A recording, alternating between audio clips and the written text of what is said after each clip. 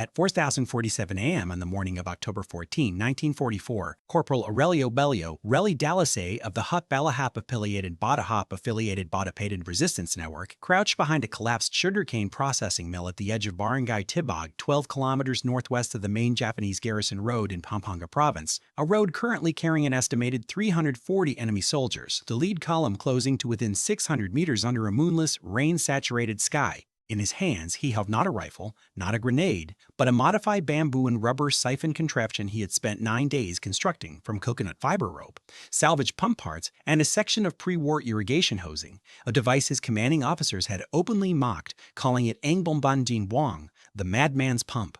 The nearest friendly element, a 7-man Hux scout team, was positioned 1,400 meters to the east, completely out of audible signaling range. In the next 4 minutes, Corporal Dalis's device would either drain the single passable flooded road crossing on which the Japanese column depended, redirecting the backwater into a lateral depression and converting a fordable military route into an impassable marsher, or it would fail, and 340 soldiers would reach the airfield resupply before morning. Because wars are not always won by those with the most credentials, but by those who study the ground beneath the enemy's feet more carefully than the enemy himself. The events of October 14 would not appear in any American military communique. They would not be cited in General MacArthur's return narrative. They would survive only in the oral tradition of Pampanga's farming communities, in 3 pages of rice paper notes written in Kapampangan, and in a single paragraph buried inside a post-war Philippine Army debriefing transcript stamped Restricted, Guerrilla Operations, Central Luzon. But among those who fought in the lowland resistance, the name Relly Dalis became something quietly permanent. The man who stopped a column with water, rope, and patience. Before we dive in, I want to know, where are you listening to this story from? Drop your city or country in the comments right now, and let's see which corner of the world has the most war legend fans. Don't just scroll. Type it out. Your comment might get featured in the next story. Aurelio Dalis was 23 years old in October 1944. He had been born in 1921 in the municipality of Arayat, Pampanga, the second son of a family that cultivated 3 hectares of irrigated rice paddies on land they had leased from the same Principalia family for 2 generations. He had completed 4 years of elementary school at the Arayat Central School before being withdrawn by his father to work the fields full-time when his older brother died of fever in 1935. He was, by every administrative measure, a nobody. His official rank of corporal had been assigned not through any formal ceremony, but because the 7 men in his immediate cell acknowledged him as the one who could read a topographical sketch and remember a route after a single walking survey. He was not physically imposing. Witnesses from within the network described him consistently as payat ngunit matalin, thin but quick, with the particular quality of movement common to men raised on manual irrigation work, economical, deliberate, always appearing to expend less effort than the task required. He spoke in short sentences. He did not argue with officers. What set Corporal Dalis apart was not valor in the conventional sense. It was attention. He had spent nearly a decade managing the irrigation turnouts on his family's paddy, and in that decade, he had developed an understanding of water movement in Pampanga's lowland terrain that was, in purely practical terms, more detailed than anything in any Japanese military survey of the province. He knew which lateral ditches connected to which primary canals. He knew which road crossings flooded in which rainfall sequence. He knew, critically, that the behavior of water in clay loam soil at elevation 0 was almost completely predictable if you had watched it long enough. In early 1944, when the Hawk Network began intensifying operations against Japanese logistics routes in central Luzon, Dalis had presented an idea to his cell commander, Lieutenant Crisanto Valdez, that certain road crossings could be rendered impassable not by demolition, which required explosives they did not have, but by controlled water manipulation, which required explosives they did not have, but by controlled water manipulation. By redirecting irrigation flows at strategic moments, a crossing that appeared passable in Japanese reconnaissance could be flooded to vehicular impassable depths within 90 minutes. Better still, once the water was drained back after the enemy passed, the crossing would appear normal again, leaving no trace of interference. Lieutenant Valdez had listened, nodded, and done nothing with the idea.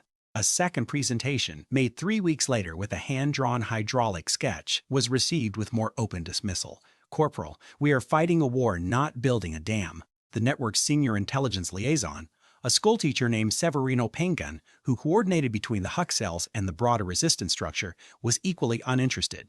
The technique was too slow, too dependent on weather, and too passive. The resistance needed rifles, grenades, and ambush. It did not need irrigation management. Dalis accepted this without public objection. He spent the next several months quietly surveying road crossings in the northwestern quadrant of Pampanga, mapping water tables, measuring culvert flow rates by timing floating twigs, recording everything in a small notebook he kept inside a hollowed bamboo joint, wrapped in banana leaf. He built the siphon device in secret. He waited. By September 1944, the strategic situation in the Philippines had shifted with a speed that caught both sides recalibrating. American carrier forces had devastated Japanese air assets in the Leyte Gulf region, and General MacArthur's return landings were being actively planned. Inside the Philippine archipelago, Japanese Imperial Army Command, operating through the 14th Area Army under General Tomoyuki Yamashita, was attempting to consolidate defensive positions across Luzon while simultaneously moving supplies and reinforcements to anticipated invasion corridors. In central Luzon, the primary logistical artery was Route 3, the main north-south trunk road connecting Manila to the Lingayen Gulf. But secondary and tertiary road networks, particularly those threading through the agricultural lowlands of Pampanga and Tarlac, were equally critical for moving troops laterally between garrison points and for sustaining forward supply depots. The Japanese had invested significant effort in maintaining these routes, deploying engineer units to repair bridges and culverts, and establishing a systematic road inspection regime that covered the main network at 48-hour intervals. The Huk-affiliated resistance in Pampanga had been operating for nearly 3 years by this point, having grown from an agricultural labor political movement into a structured guerrilla network with genuine military capacity. Their fighters were predominantly peasant farmers, sugarcane workers, and laborers, people with intimate knowledge of the local terrain but chronically shorted weapons, ammunition, and medical supplies. Coordination with American intelligence operatives was inconsistent and often delayed by the difficulties of radio communication and messenger relay across Japanese-monitored terrain. The Japanese military advantage in this environment was multidimensional. They had firearms, artillery, armored vehicles, and air assets that could be called upon for large unit operations. They had the roads, and they controlled the garrison towns that served as nodes in the supply network. When resistance units attacked a convoy, Japanese response was overwhelming. Column security could be reinforced within hours, and punitive operations against nearby villages were common and brutal. The resistance had learned through devastating experience in 1942 and 1943 that direct attacks on well-armed columns produced casualties they could not afford. The deeper Japanese tactical advantage, however, was predictability of their own behavior. Japanese military planning, particularly at the column and garrison commander level, relied heavily on established reconnaissance protocols and confirmed road conditions. Before a large troop movement, engineer teams would survey the route, confirming that road crossings were passable for wheeled and tracked vehicles. If the survey confirmed passability, the column moved on the assumption that conditions were as surveyed. The Japanese did not have the manpower to resurvey every crossing immediately before every movement, and their planning timelines were tight enough that the window between survey and movement was often 6 to 24 hours. This gap, between when a road was confirmed passable and when troops actually moved, was the vulnerability Dalis had been studying. The crossing at Sitio Maliking Ilog, a low concrete inner ford on the secondary road connecting the garrison town of Sta. Rita to the airfield resupply depot near Magalang, was particularly suited to what Dalis had been planning. The ford was approximately 18 meters wide, normally ankle to knee depth at October water levels, and relied on a single culvert and earthen berm configuration to manage drainage from the adjacent paddy system. The lateral ditch feeding into the berm's upstream side connected, 400 meters to the north, to a primary irrigation canal that carried substantial flow after heavy rain. The culvert itself was Japanese installed, designed for drainage efficiency, which meant it could also, under the right conditions, be overwhelmed. The Japanese had surveyed this crossing on October 12. They had found it passable. The column of 340 soldiers, or reinforcement element from a 2nd Tank Division's infantry support component, moving to the airfield depot to receive equipment ahead of the anticipated American landings, was scheduled to cross at dawn on October 14th. They did not know that on the night of October 13, Corporal Dalis had been lying in the sugarcane for 6 hours watching their survey team. The preceding 3 months had been grinding ones for Dalis' cell. In July, Lieutenant Valdez had been betrayed to Japanese counterintelligence by a collaborator in Bacalar and had been executed. His replacement, a younger man named Sergeant Rodrigo Mangio from the Huk's more militant faction, was aggressive and impatient, insisting on nighttime ambushes of small Japanese patrols. 3 of these ambushes had produced results. A total of 9 enemy soldiers killed, several rifles recovered, but the 4th, in late August, had gone badly wrong. The ambush team had caught a Japanese patrol at a narrow road bend outside San Luis, but the patrol had radioed before contact, and a reinforcement truck arrived within 20 minutes. 2 of Dalis' closest comrades were killed.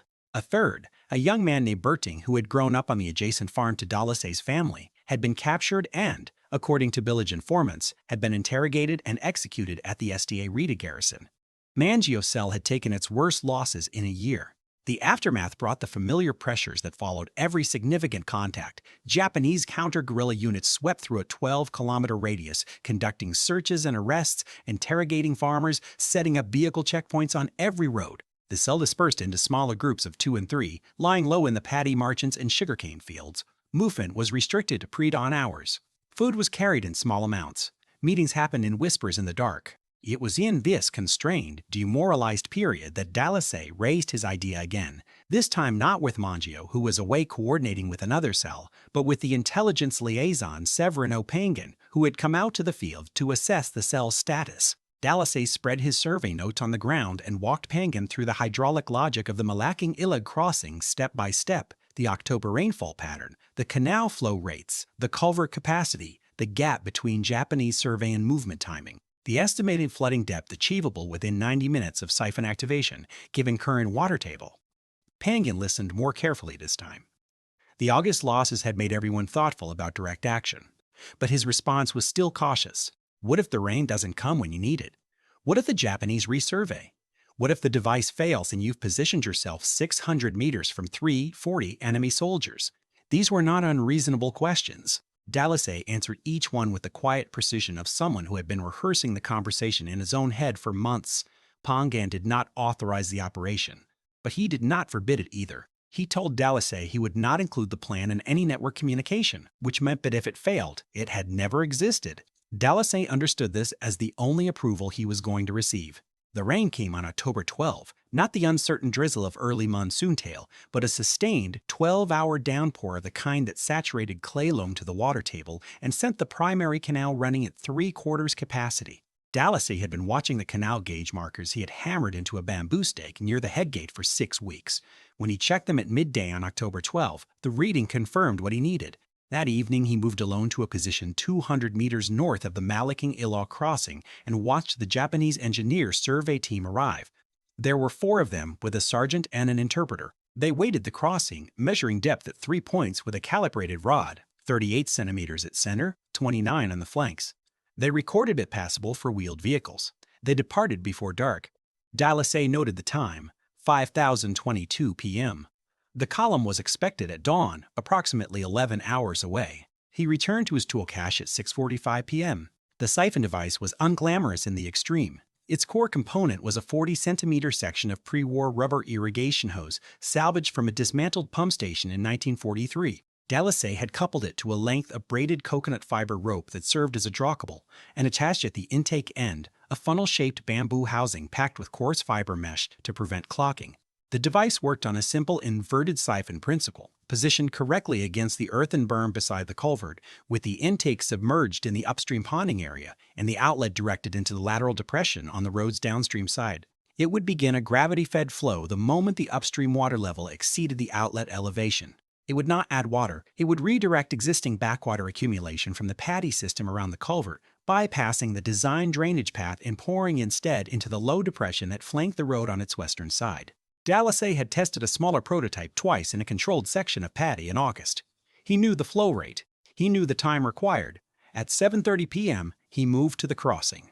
The rain had stopped, but the soil was fully saturated, and the lateral drainage ditch running north was carrying a steady flow.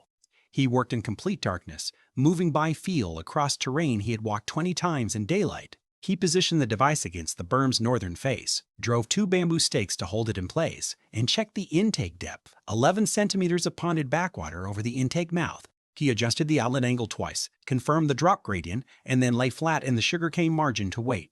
He heard the flow begin 7 minutes after positioning, a faint, persistent trickling in the dark. By 9:15 p.m., the trickle had become a steady pour. Dalis, pressed flat in the sugarcane, could hear it without raising his head, a low, continuous rushing sound easily lost in the background noise of a post-rain night in the lowlands, insects and frogs, and the distant movement of water in the main canal. He had anticipated this. The sound was exactly what he had predicted from his prototype tests. The device was functioning. He did not move. He had given himself a personal rule before this night: no adjustments after deployment unless the device stopped completely. Any movement near the crossing risked disturbing the soil around the berm, leaving prints, creating evidence. He lay in the sugarcane and listened to the water move. By 11 p.m., 2.5 hours into the siphon's operation, he estimated, based on the flow rate from his prototype calculations, that approximately 4,200 liters had been redirected into the lateral depression.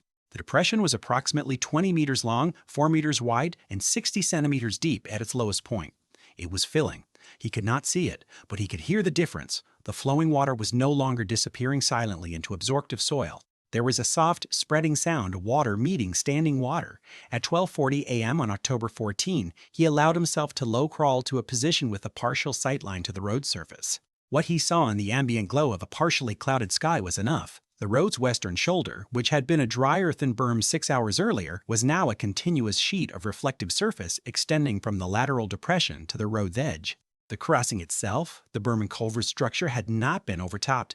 The device had done exactly what he designed it to do. It had not flooded the road directly, but it had saturated and undermined the western approach to the ford, turning a 20-meter strip of what the Japanese survey team had recorded as solid road shoulder into soft, waterlogged mud sitting atop clay loam that had been subsurface saturated to 40 centimeters depth. He retreated to his original position in the sugarcane and continued waiting. The column arrived at 4:38 a.m. Dalis heard it before he saw it, the engine sound of a lead truck, low-geared, cautious in the pre-dawn dark, headlights, dimly hooded, swept across the road ahead.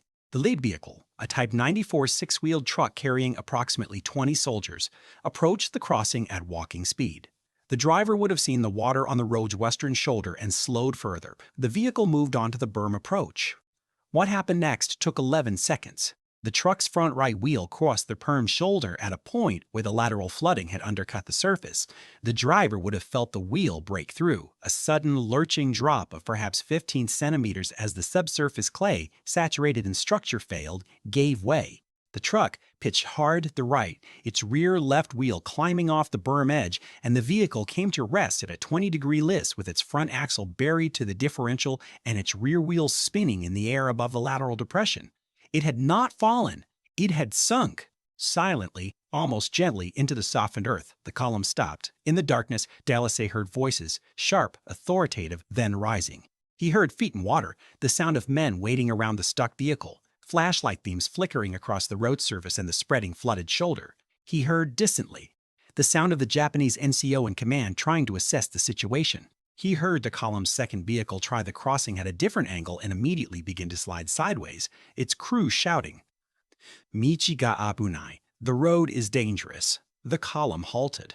Dalis pressed his face into the sugarcane and permitted himself, in that moment, a single quiet breath that was not purely functional. What followed was 3 hours of increasingly frustrated Japanese engineering response. The column had no heavy recovery equipment. Their route designation had classified this crossing as a firm secondary road, not a combat engineering challenge. They had tow cables and manual effort. 2 more attempts to edge vehicles across the berm using timber planks pulled from a nearby farm structure produced 2 more bogged vehicles and 1 near rollover. By 6:30 a.m., with full daylight revealing the true extent of the water on the road's western approach, the column commander had halted all movement and sent a runner back to the nearest garrison for engineering support. The runner would take 40 minutes each way. The engineering team, once assembled, would require time to reach the crossing. And by then, Dalis had already low-crawled 500 meters north, retrieved his siphon device from the berm, leaving no trace except 2 bamboo stake holes rapidly filling with water,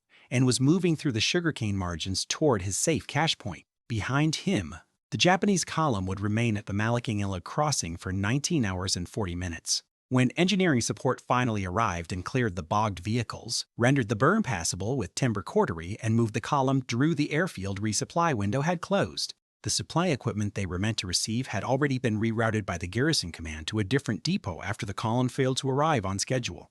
340 soldiers had reached their destination 1 day late without the equipment they were sent to collect. In the broader strategic accounting of the Pacific War, 19 hours and 40 minutes of a single resupply column delayed was a minor footnote. But in the tactical arithmetic of Pampanga's lowland resistance, it was the first time a Japanese military movement had been stopped by a single Filipino guerrilla with no weapon at all.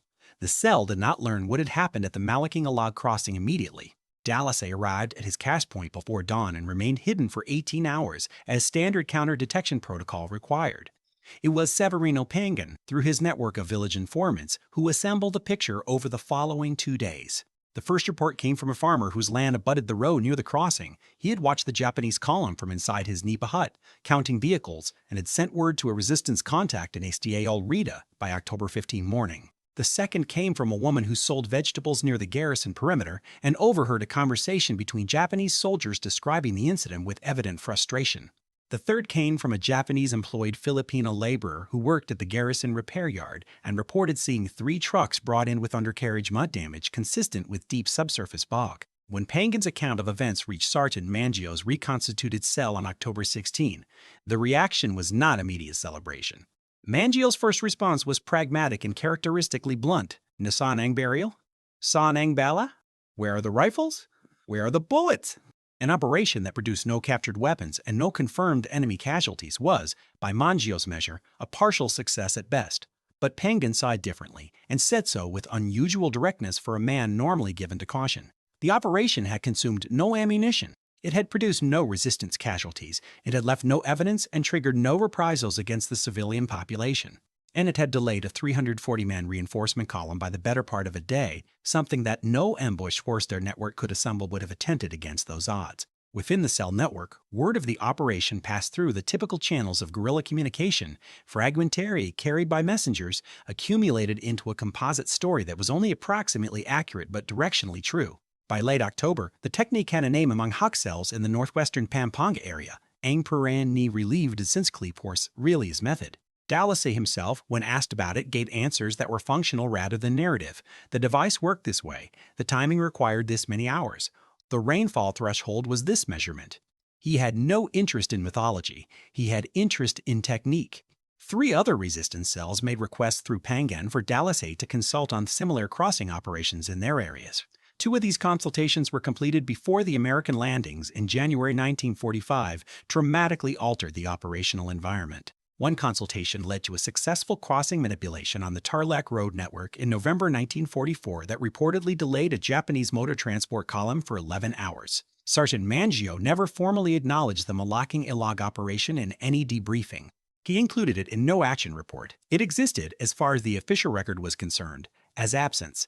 Corporal Aurelio Dalis survived the war. He returned to Arayat in late 1945 and resumed farming on the same leased land his family had cultivated for 2 generations. He did not receive a formal military decoration. The post-war reorganization of guerrilla service records was incomplete and often political, and Dalis was not affiliated with any unit that had formal American recognition. His name appears once in the Philippine Army's post-war debriefing archive, a single paragraph in a section labeled Unconventional Delay Operations, Central Luzon 1944, attributed to a source identified only as guerrilla informant, Pampanga Province. No rank, no full name. Severino Pangan, the intelligence liaison who gave Dalis the only authorization he ever received, a careful silence, became a schoolteacher again after the war and reportedly taught elementary school in Arayat for 22 years. He died in 1971. Whether he ever told his students about the crossing at Maliking Ilog is not recorded. What the documentary record cannot capture, and what the oral tradition preserves with the uneven fidelity of living memory, is the image of one man lying in the sugarcane in the total dark of an October pre-dawn, listening to water move through a rubber hose, waiting with the patience of someone who has studied the ground his whole life and finally found a use for everything he knows. No one ever doubted him again.